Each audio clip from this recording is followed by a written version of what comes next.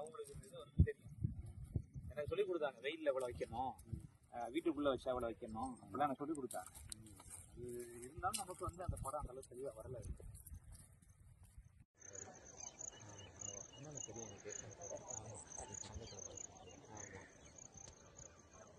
காலையில இந்த சாணி இல்லையே, இப்ப சாணி விட்டுருக்கேன். மாடு வந்திருக்கு.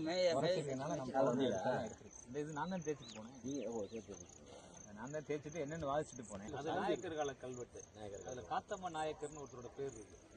அவர் இங்க இருந்து இல்ல அது கல்ல மோந்து பார்த்தோம்னா ஒரு வாசம், கறி வாசம் வரும். அப்படியா? இல்ல அது வந்து கல்ல மோந்து பாருங்களேன். ஏற புலிக்குட்டின்னு வருது. புலிக்குட்டி இன்னும் கொஞ்சம் பவுடர் போட்டுருமாங்க. இந்த போட்டுறேன்.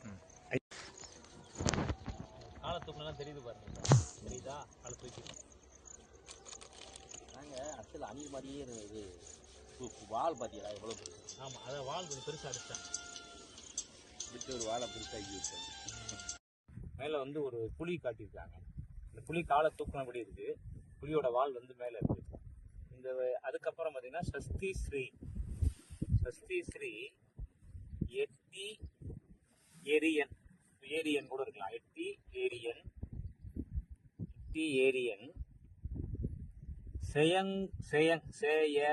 செயங் துணக்கால் மட்டும் இங்கே இருக்கு. செயங்கொண்ட சோழபுரம்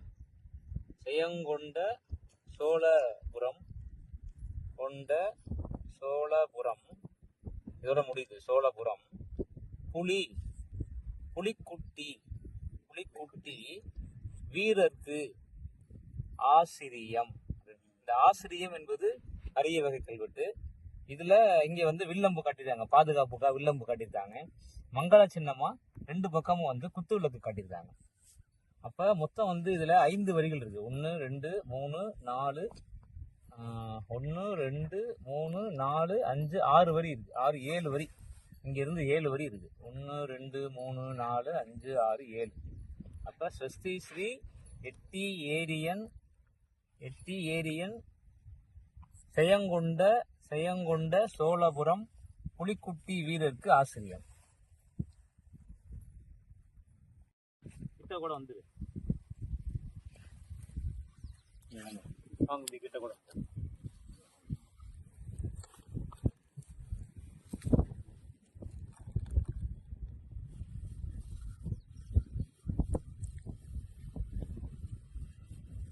இந்த உருவத்தையுமே நீங்க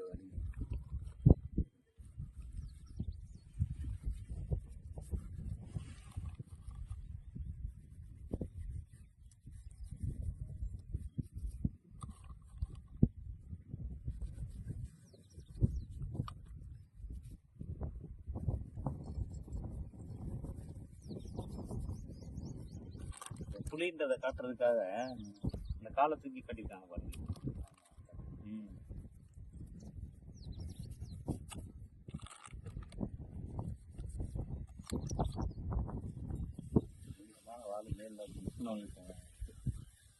அதே மாதிரி சிங்கத்துக்கும் அந்த மாதிரி வால் இருக்கு. நீளமான வால்.